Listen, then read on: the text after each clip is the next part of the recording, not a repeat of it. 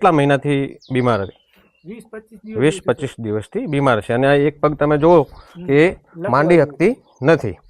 હવે એને તમે અહીંયાથી બધે પાલ્પેટ અમે કર્યું, ઉપરથી આ સ્કેપ્યુલર બોન જોતા બધા બોન અમે પાલ્પેટ કર્યા, પણ બધા બોન બિલકુલ ક્યાંય ફ્રેક્ચર કે એવું કશું છે નહીં.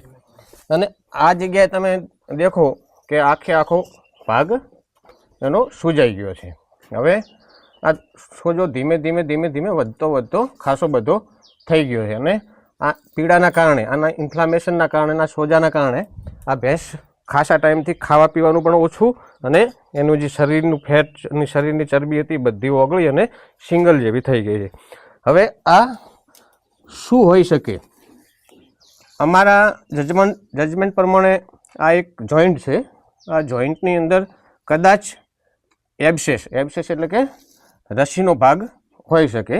હવે આપણે નક્કી કરીએ કે રસીનો ભાગ છે કે નહીં, તો આપણે કેવી રીતે એને નક્કી કરીએ કે અહીંયા પાલ્પેશન કરતાં એવું લાગે છે કે અંદર કોઈ કેવિટી બનેલી હોય અને કદાચ અંદર કોઈ ફ્લુઇડ ટાઈપનું કંઈક ભરાયેલું હોવું જોઈએ. હવે આપણે બહારથી તો કંઈ આપણને દેખાતું નથી, પણ હવે આને આપણે નક્કી કેવી રીતે કરીએ કે એકચ્યુઅલી પ્રોબ્લેમ જોઈન્ટની અંદર છે શું? હવે આપણે ચેક કરીએ. હું એક ફ્રેશ નીડલ નાખું છું એના જોઈન્ટની અંદર અને ટ્રાય કરીએ કે અંદર શું છે. થોડું આપણે ખેંચીએ ઇન્જેક્શનથી. આ દેખો, એનો મતલબ નક્કી થઈ ગયો કે આની અંદર રસીથી ભરેલું છે. આ દેખો, આખી ખતરનાક એબ્સેસ થયેલું છે. અને એબ્સેસના કારણે શું થાય? હવે આ છેલ્લા ખાસા ટાઈમથી, ખાસા મહિનાથી કહીએ તો ચાલે કે આ જે એનું જોઈન્ટ છે, જોઈન્ટની અંદર રસી ભરાવાના કારણે એને જબરજસ્ત ચાલવામાં, ઊભું થવામાં જબરજસ્ત તકલીફ રહે છે અને આની પીડાના કારણે એ ખાતી પીતી પણ નથી.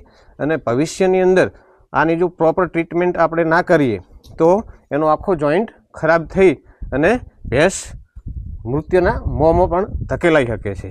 હવે આ કન્ટિન્યુ કેટલા મહિનાથી આ પીડા સહન કરે છે. હવે આને આપણે શું કરીશું?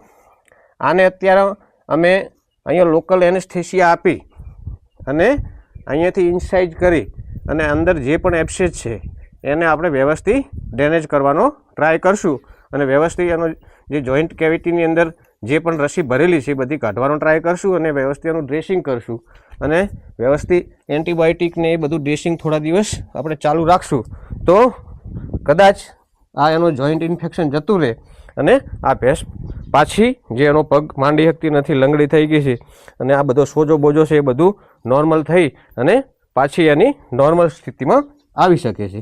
તો ફિલ્ડની અંદર આવા કેસો ક્યારેક જ જોવા મળતા હોય છે અને આનું જો પ્રોપર ડાયગ્નોસ ના થાય, પ્રોપર નિદાન ના થાય તો આપણે એના પ્રોપર ટ્રીટમેન્ટ સુધી પહોંચી શકતા નથી.